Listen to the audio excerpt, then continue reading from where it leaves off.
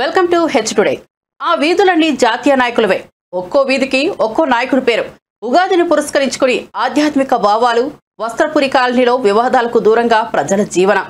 మారుతున్న కాలానికి అనుగుణంగా ప్రజల అవసరాలను గుర్తిస్తూ ఆధ్యాత్మికంగా అభివృద్ధి పరంగా పరుగులు తీస్తున్నారు.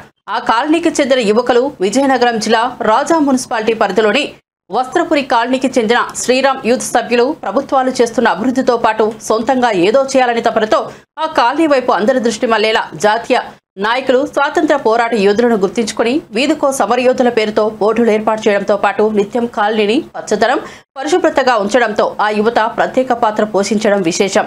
ఆ యువత సంకల్పానికి ఆదర్శ భావాలకు కాలనీలను విసిస్తున్న 650 కుటుంబాలు ఒకే తాటిపై నిలిచి వారికి అండదండలు కల్పించడంలో ముందుకు సాగుతున్నారు.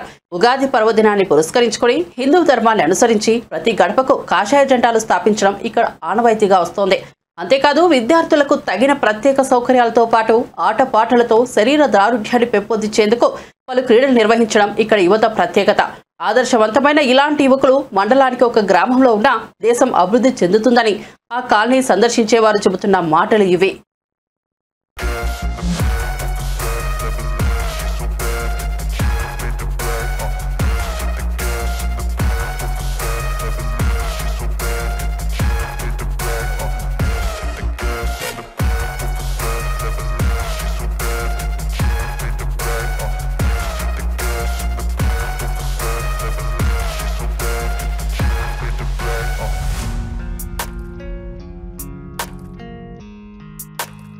నమస్తే అండి.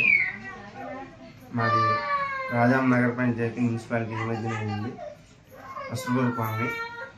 మా వస్త్రపురి కాలనీలో ప్రభుత్వం తరఫున జరగవలసిన అభివృద్ధి కార్యక్రమాలు జరుగుతూ ఉన్నాయి. కానీ మా గ్రామంలో సుమారు 650 కుటుంబాలు నివసిస్తున్నారు.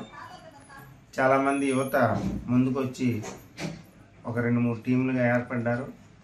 అందులో ఒక శ్రీరామ్ యూత్ అనేసి ఒక టీం ఉంది. కుర్రవాళ్ళేమో మంచి చేయాలి మన గ్రామానికి అనేసి ఒక ఆలోచనతో మా కాలనీలో 7 వీధులు ఉన్నాయి. వీధికి ఒక దేశ నాయకులు పేర్లు పెట్టడం జరిగింది. అవి చూసి చాలా ముచ్చటేసింది అందరికీ కూడా. మా కాలనీ పెద్దలందరం కూడా వాళ్ళందరికీ సపోర్ట్ చేస్తున్నాం.